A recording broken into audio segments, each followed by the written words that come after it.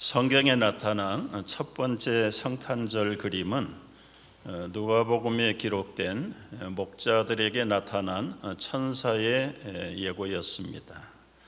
한밤중에 양떼를 지키는 목자들에게 무서워 말라, 보라, 내가 온 백성에게 미칠 큰 기쁨의 좋은 소식을 너희에게 전하노라.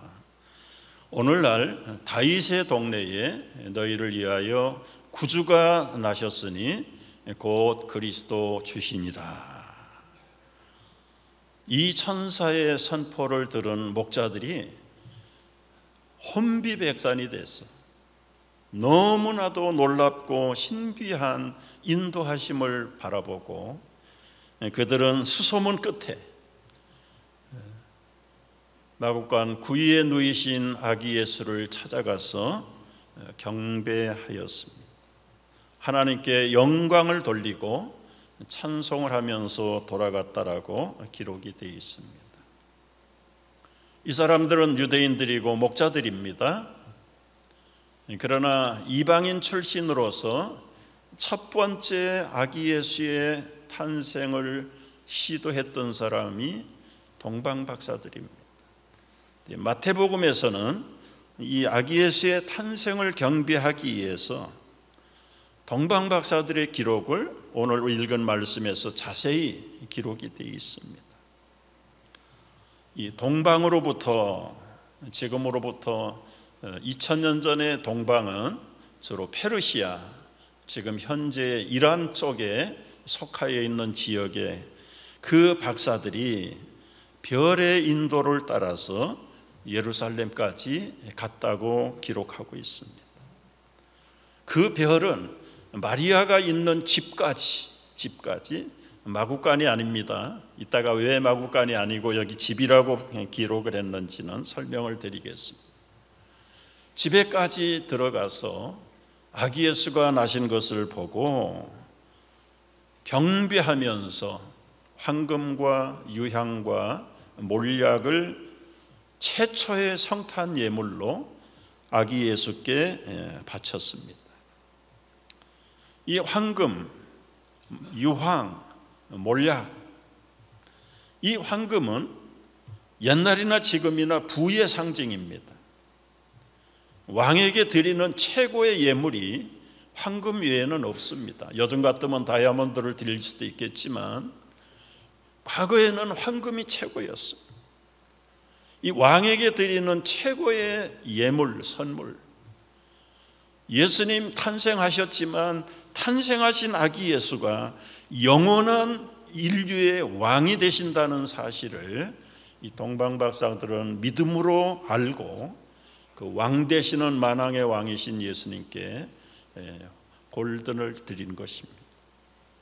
유황 두 번째 선물은 요즘으로 말하면 최고급품의 향수입니다. 향료. 만민의 죄를 사하시려고 죄인의 몸으로 이 땅에 오신 그 예수님, 죄는 없으시지만 모든 아담의 후손들의 죄를 다 걸머지시는 영원한 대제사장으로서의, 여러분 죄가 냄새가 나는 건 아니지만 한번 생각을 해보십시오.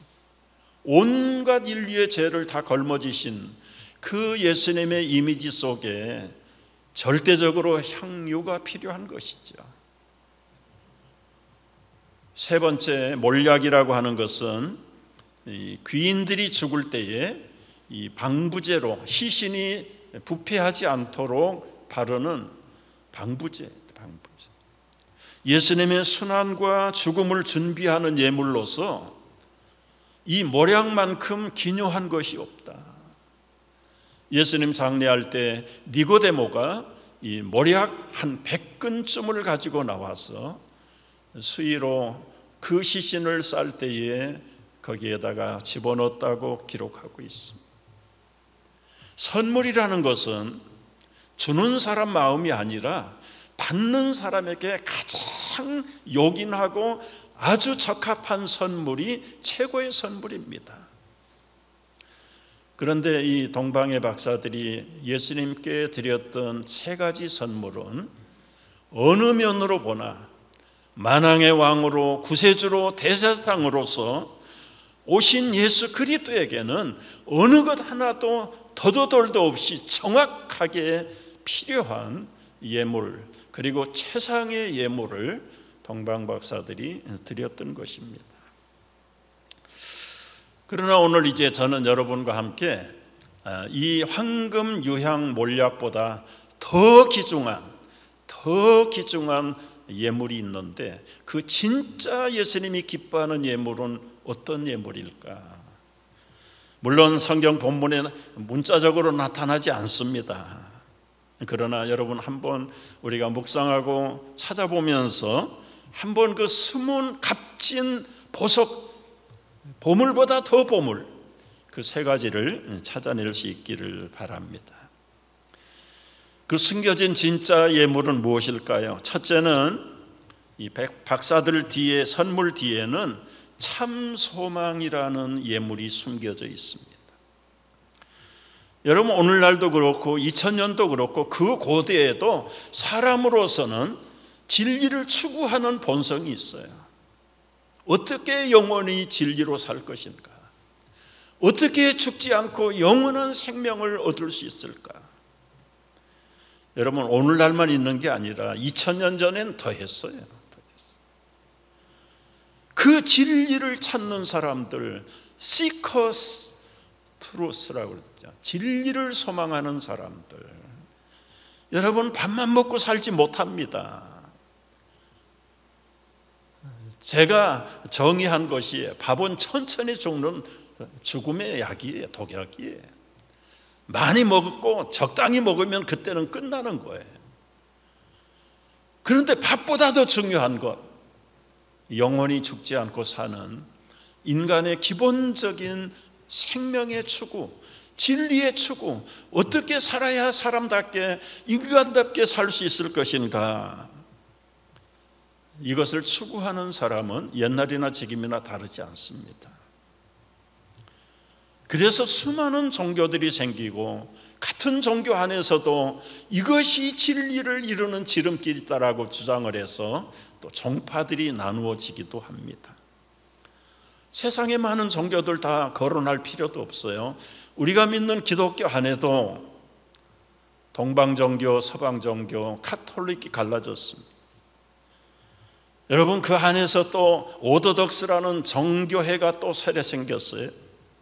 정교회 안에도 캅틱, 이집트를 중심으로 이디오피아의 정교회, 시리아의 정교회, 러시안 오더독스가 생기고 아르메니안 정교회가 생기고, 그것뿐만 아닙니다. 우리 개혁자들이 나타나서 개혁교회를 만들고 루터파가 생기고 칼빈 신학이 생기고 웨슬레파, 성공회, 그리스도교, 나사렛, 구세군, 펜테코스탈, 이런 정통교회 외에도 무수한 이단 종파들이 또 얼마나 많습니까? 그런데 정통파든 이단파든 그들이 추구하는 건 오로지 한 가지입니다. 참 진리입니다. 참 진리. 그 참 진리가 뭐냐? 참 진리가, 참 진리는 영원히 죽지 않고 사는 게 참 진리죠. 뭐 다른 교양으로, 사상으로, 철학으로, 고상한 학술 언어로 설명을 하지만 핵심은 죽지 않고 영원히 사는 것이 진리예요. 그런데 어떻게 이 동방의 박사들은 이 예수 그리스도가 참 소망이라는 것을 알고 그들의 인생을, 생명을 내놓고 재산을 내놓고 온전히 거기다가 쏟아, 무엇이 근거가 됐을까? 참 생각을 해보시죠. 성경을 읽다 보면 가끔 그런 제목들이 나와요. 세무고시가 옛날이나 지금이나 쉽지 않잖아요. 그 자리 따면 평생 먹고 살 돈 다 버는 자리가 요즘은 아니지만 과거에는 세무서원들이에요. 그 세무서에 우리말로 세무고시에 패스해가지고 잘 나가는 마태, 예수님 지나가다가 세관에서 앉아있는 마태를 보고 마태야 나를 따르라. 두 말 물어볼 것도 없이 마태는 그 좋은 직장을 퀴트하고 예수님 따라가 버립니다. 무엇이 그들로 하여금, 무엇이 동방박사로 하여금 자신들의 일생을 걸고 자기의 생명 그리고는 귀중한 보물을 다 투자해서 예수님, 아기 예수님을 찾아 나섰을까요? 그들이 갈구하고 그 조상들이 갈구하던 진짜 소망, 그것이 다른 종교에는 없다는 것을 알았어. 여러분 이제 한번 생각을 해 보십시오. 어떻게 아기 예수가 참 진리요 소망이라는 사실을 어디에서 알았을까요? 꿈을 꿨을까요? 환상을 봤을까요? 여러분 그렇게 하면 실수하기가 100번 쉽습니다. 그러나 유추해서 보면 이 동방박사들은 구약시대에 흩어졌던 디아스포라의 출신들이에요. 이방의 우상을 섬기다가 그 선조들이 바벨론으로 페르시아로 포로되어 붙들려 갔던 전쟁 포로들의 후손들이 흩어진 디아스포라 주이시들이에요. 조상대대로 포로의 출신이긴 하지만 그래도 회개하는 마음으로 구약에서 약속하신 그 하나님의 나라에 대한 메시아의 대망 사상이 그 자손 대대로 유언되었던 것이. 그래서 흩어진 디아스포라의 주이시들이지만 그 조상들이 가르쳐 주었던 메시아 사상에 대한 열망은 그들에게 있는 겁니다. 그 가운데 전수되었던 구약의 성경을 통해서 민수기 24장에 이 말씀을 한번 그들은 기억했으리라. 여러분 비록 이 거짓 선지자 발람이지만 성령께서 이 거짓 선지자 발람을 통해서 메시아가 등장할 것을 예언하게 하셨대요. 예언. 우리 개역 성경으로 올려놨습니다. 나는 한 모습을 본다. 그러나 당장에 나타날 모습은 아니다. 나는 그 모습을 환히 본다. 그러나 가까이에 있는 모습은 아니다. 한 별이 야곱에게서 나올 것이다. 한 통치 지팡이가 그 임금이 들고 있는 홀, 규를 얘기하는 거예요. 한 통치의 규가 이스라엘에서 일어설 것이다. 그가 모압의 이마를 칠 것이고 셋 자손의 영토를 칠 것이고 에돔 자손들을 칠 것이다. 대적 세일도 그의 차지가 될 것이다. 이렇게 이스라엘이 힘을 펼칠 것이다. 이것이 메시아가 온 우주를, 민족을 통치하시겠다는 메시아의 예언의 말씀. 한 별이 나타날 것이다. 그 별은 메시아를 지칭하는 대명사죠. 우주에 뜨는 별, 한눈에 지구촌 구석구석을 내려다볼 수 있는 별. 사망과 죽음의 그늘에 소망 없는 인생들에게 영원히 사라지지 않는 그 샛별 같은 쇠하지 아니하는 메시아의 능력과 통치가 야곱의 후손을 통해서 나타날 것이라고 예언하셨습니다. 비록 흩어진 디아스포라들이지만은 그들은 오 임마누엘 언제 오시옵소서, 곧 오소서 구하소서 임마누엘 이스라엘 언제 오십니까? 이 포로 생활 고달파 메시아 기다립니다. 주여 오시옵소서, 오시옵소서. 지금도 이스라엘 유대인들은 지금도 이 임마누엘 고대 찬송을 부르고 있다.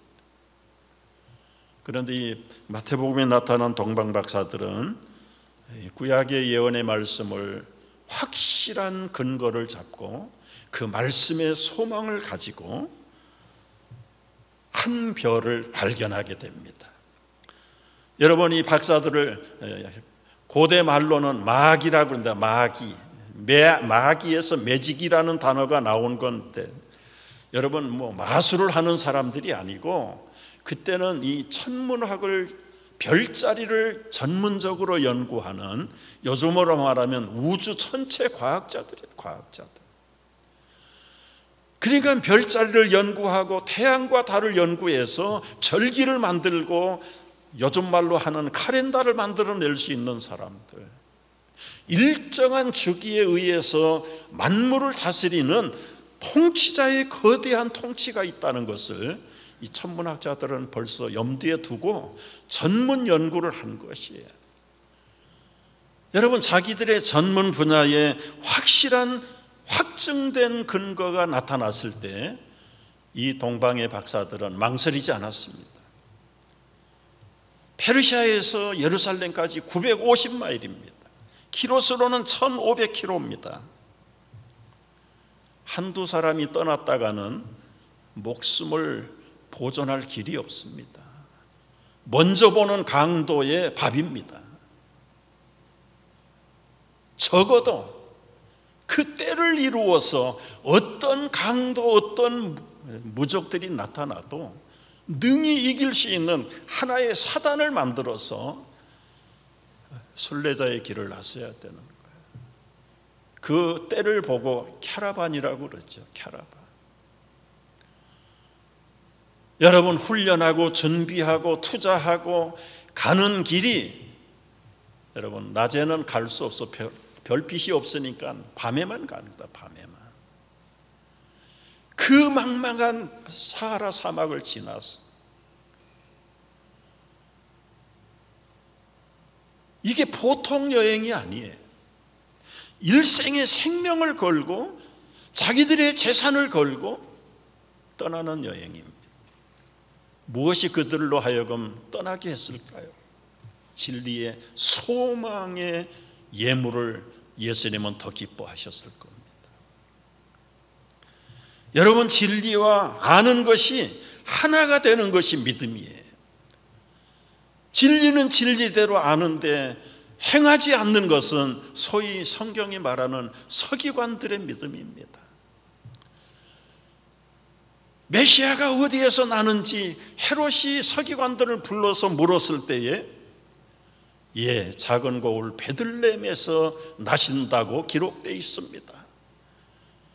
알기는 알고 암기는 하는데 베들레헴에 관심이 없는 사람들, 아기가 이미 탄생했음에도 불구하고 자기의 아는 것과 행동하는 것이 괴리가 있는 서기관 같은 믿음, 오늘날 우리에게 혹시 있지 않는지. 적어도 이것이 진리고 예언의 성취라면, 확실한 말씀이라면 생명을 걸고 내 미래를 내걸고 소망의 왕을 찾아서 떠나는 동방박사가 황금, 유향, 몰약보다 더 큰 소망의 선물을 가지고 그들은 떠났던 것입니다. 두 번째, 감춰진 진짜 예물, 그 황금, 유황, 몰약 뒤에는 트루스 타임, 시간이라는 참 시간을 바쳤던, 여러 말씀드린 대로 950마일을 길이 없는 사막을 건너요. 빨리 가면 1년 걸린다. 1년. 가는데 1년, 오는데 1년. 아마 어쩌다가 1년이 더 걸릴 수 있다, 2년 걸렸다고 주장하는 분도 있어요. 그 증거가 무엇입니까? 예루살렘에 가서 헤롯 왕을 만났습니다. 이스라엘의 왕이 태어나셨는데 어디 계십니까? 지금 왕 앞에 와서 또 다른 왕이 태어났다는 이야기를 들은 헤롯이 기겁을 하고 자초지정 이야기를 다 듣더니 2살 아래 남자를 죽이라. 이미 이들이 첫 별을 보고 따라왔는데 페르시아에서 왔습니다. 얼마나 걸렸는가? 넉넉 잡아서 2년은 걸렸겠다. 그래서 2살 아래 남자를 죽이는 겁니다. 그것이 이 박사들이 걸어왔던 길고 긴 멀고 먼 길을 노정을 간접으로 증거해 주는 횟수입니다.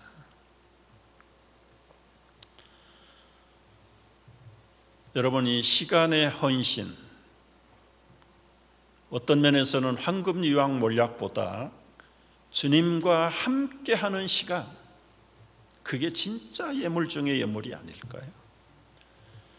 어쩌다가 선교지를 여러 번 가보시잖아요. 그 선교지의 예배에 나오는 그 주민들,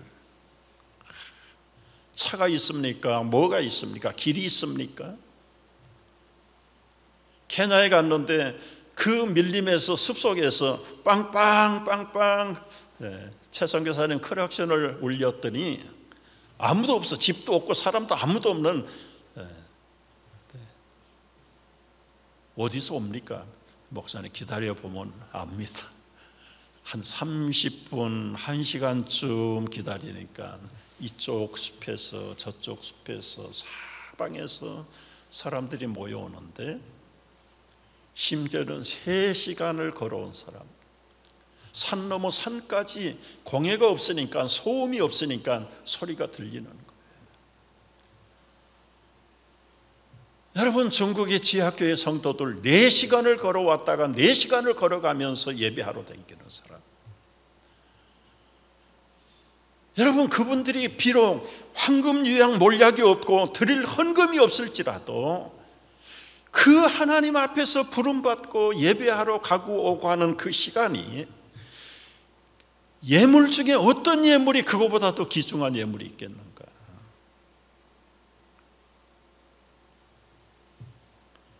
여러분, 우리가 성탄 헌금 예물도 드리고 주일날 헌금도 드리는데, 이 헌금의 뒤에 감춰져 있는 참 비밀이 있어요.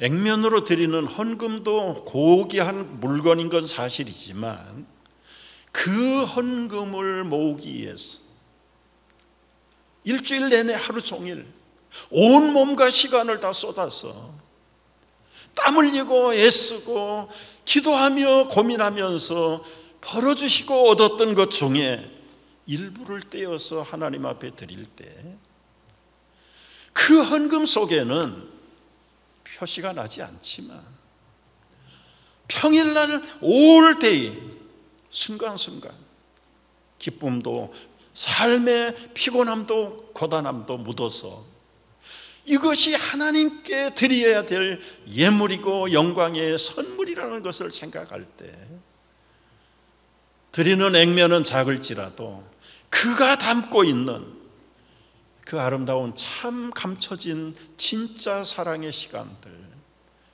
이것 주님이 기뻐하지 않으실까?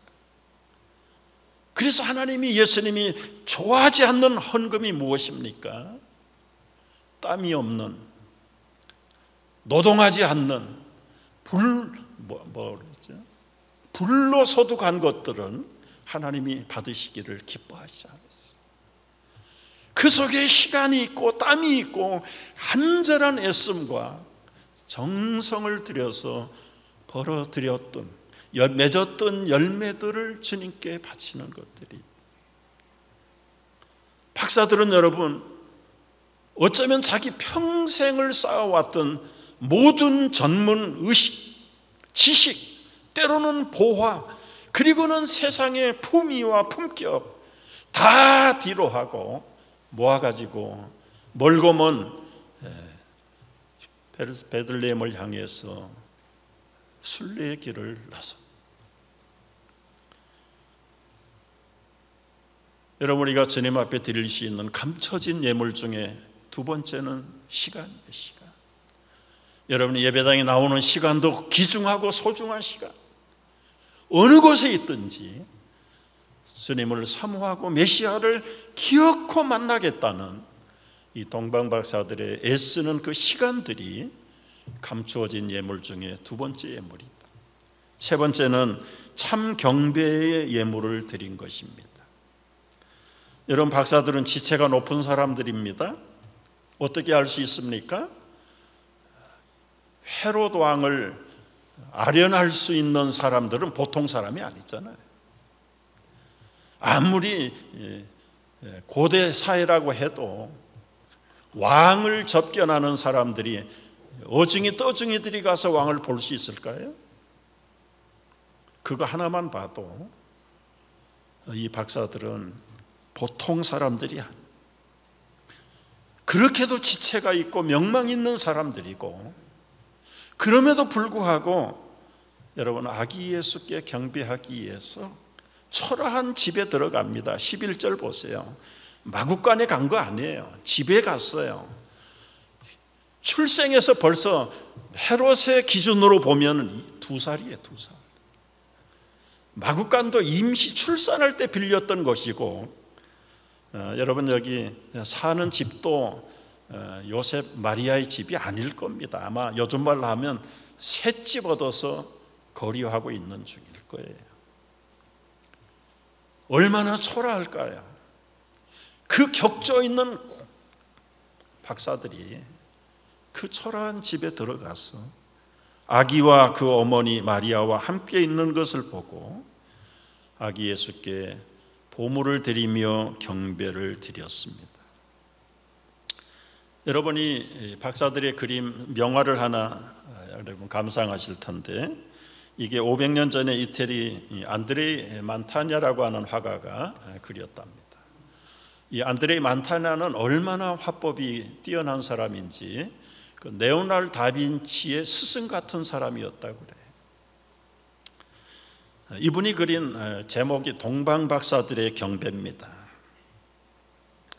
성경에는 동방박사가 몇 명이라고 못 박아 놓은 것은 없는데, 언제부터인지 3명으로 불려지기 시작.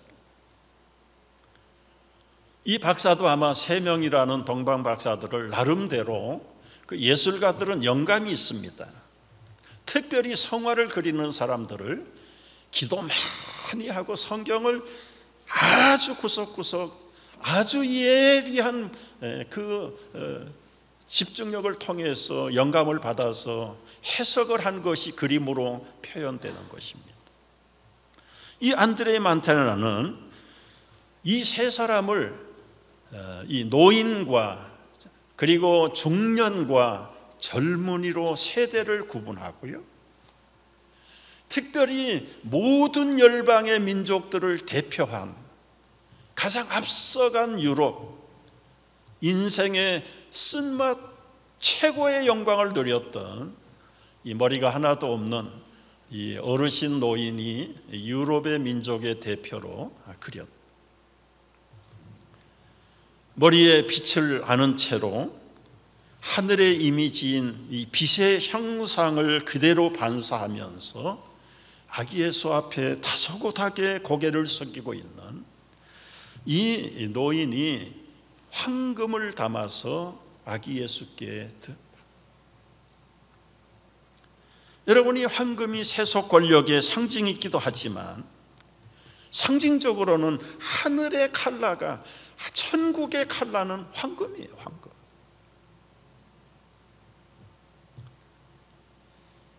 그리고 중앙에 있는 터번을 쓴 중년의 사람은 이 아시안을 상징한 사람.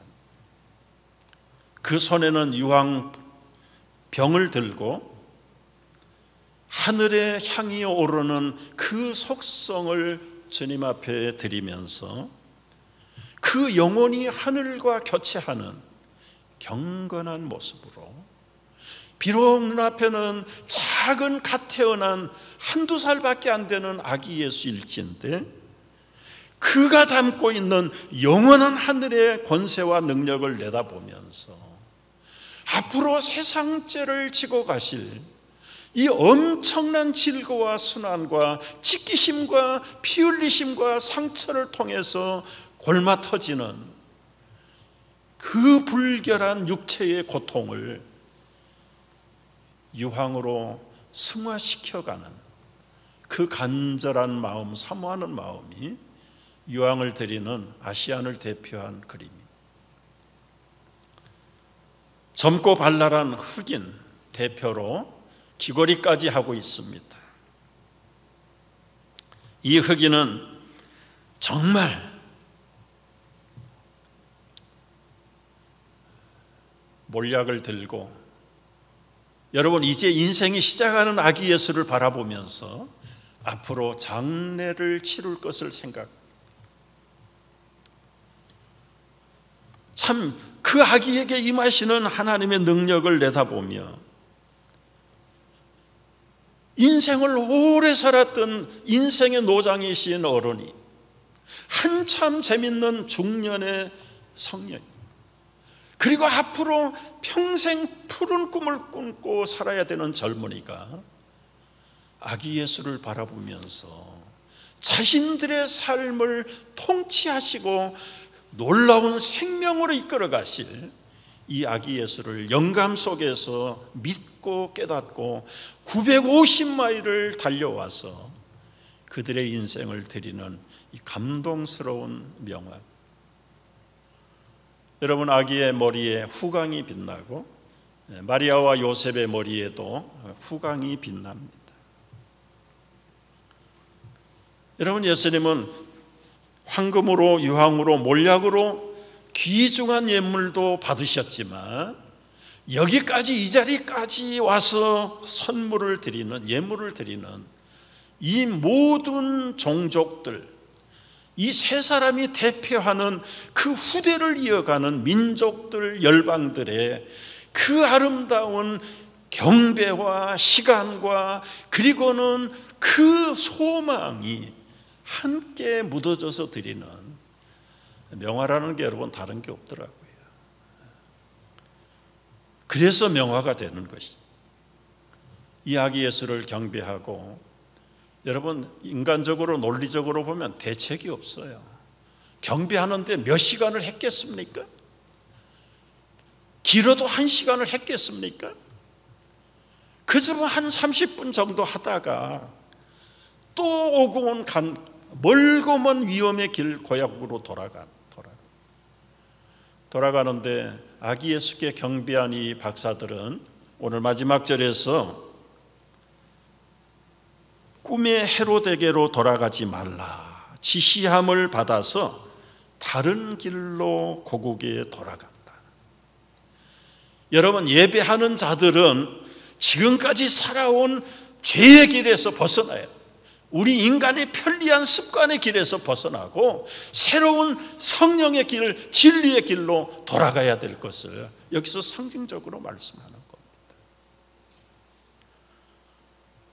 결론 중에 결론입니다. 우리도 어떻게 아기 예수를 참 소망의 주님으로 알 수 있을까? 거기다가 우리의 시간과 인생과 재물을 다 바쳐도 아깝지 않는 참 진리의 구주가 어떻게 우리의 주님이신 것을 알 수 있을까? 그리고 그분을 어떻게 따라갈 것인가? 우리도 별을 봐야 되고 샛별을 봐야 되는데 그 샛별을 어떻게 볼 수 있을까?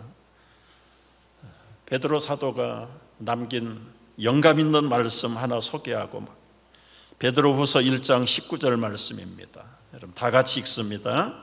우리에게는 더 확실한 예언이 있어 어두운 데에 비추는 등불과 같으니 날이 새어 샛별이 너희 마음에 떠오르기까지 너희가 이것을 주의하는 것이 옳으니라. 두 가지를 붙잡아야 됩니다. 하나는 확실한 말씀, 예언. 그 예언의 말씀이 많은 사람 붙잡아요. 그러나 한 가지가 모자라면 안 돼요. 그 두 번째는 무엇입니까? 등불과 같이 밝아오는 샛별이 떠오르는 것. 이건 성령의 임재고 확증입니다. 말씀과 성령의 능력이 겹쳐질 때 우리는 인생을 거기에다 걸고 가야 되는 거예요. 여러분, 이 둘 중에 하나만 있으면 이게 불완전하게 이단으로 빠질 수 있어요. 맨날 꿈이나 꾸고 샛별이나 보려고 하는 사람들은 신비주의에 빠져버려요. 말씀만 가지고 있으면 서기관처럼 돼버립니다. 말씀이 진리인데도 움직임이 없어요. 결단이 없어요. 실천이 없어요. 진짜 예수님을 경배하는 진짜 이 현자들, 와이스맨, 누가 현자입니까? 말씀과 성령의 임재를 확실하게 붙잡고 거기에 올인하는 오늘의 와이스맨, 오늘의 동방박사들이 우리 사랑하는 성도들 모두가 되시기를 축복합니다.